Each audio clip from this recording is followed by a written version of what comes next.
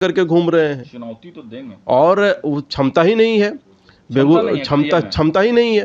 क्षमता होता तो 3 साल के अंदर वो जो है पीएचडी कर चुका होता। मेरे घर परिवार में भी लोग पीएचडी किए हैं, 3 साल में पीएचडी करके कोई असिस्टेंट प्रोफेसर है, कोई विदेश मंत्रालय में अधिकारी है, कोई विदेश में पढ़ाई कर रहा है, कोई विदेश में पढ़ा रहा है यूनिवर्सिटीज़ में। तो ये इनको टक्कर तो दे दिया था। नहीं, टक्कर नहीं, जमानत जब्त हो गई थी।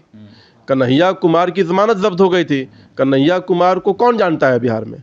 कन्हैया कुमार जो है देश के टुकड़े करने वालों के साथ है, भारत के विभाजन करने वालों के साथ है। और राहुल गांधी का जो बेगूसराय का जो यात्रा आप देखिए, 20 मिनट के अंदर उनकी यात्रा समाप्त हो जाती है। कौन सा यात्रा है भाई? लोग बाथरूम पे जाते हैं तो 15-20 मिनट लगा लेते हैं। ये कौन सी यात्रा है?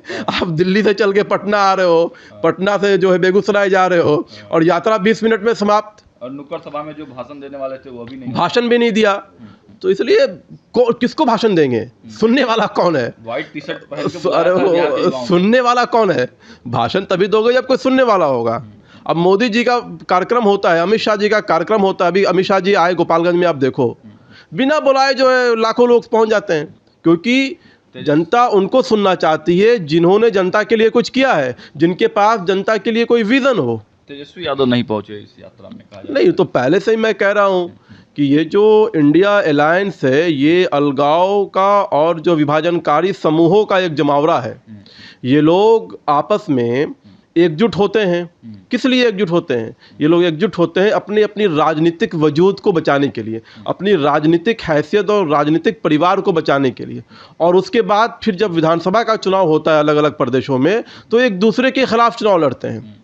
इन पूरे इंडिया अलायंस के बीच में ना कोई नेता है, ना किसी प्रकार की कोई नीति है, ना कोई नेतृत्व और ना ही नीयत है कि भारत को कैसे आगे ले जा सके। महागठबंधन के बारे में तो आप खूब बोल रहे हैं, लेकिन आपके भी इंडिया जो एनडीए गठबंधन है उसमें भी सब कुछ ठीक तो नहीं चल रहा है।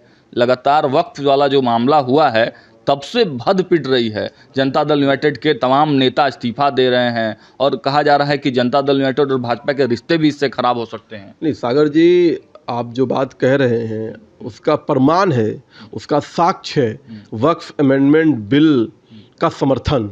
हमारे एनडीए घटक दलों के सभी नेताओं ने पूरी एकजुटता के साथ, एक चट्टान की ताकत के साथ इस वक्फ अमेंडमेंट बिल का समर्थन ही नहीं किया,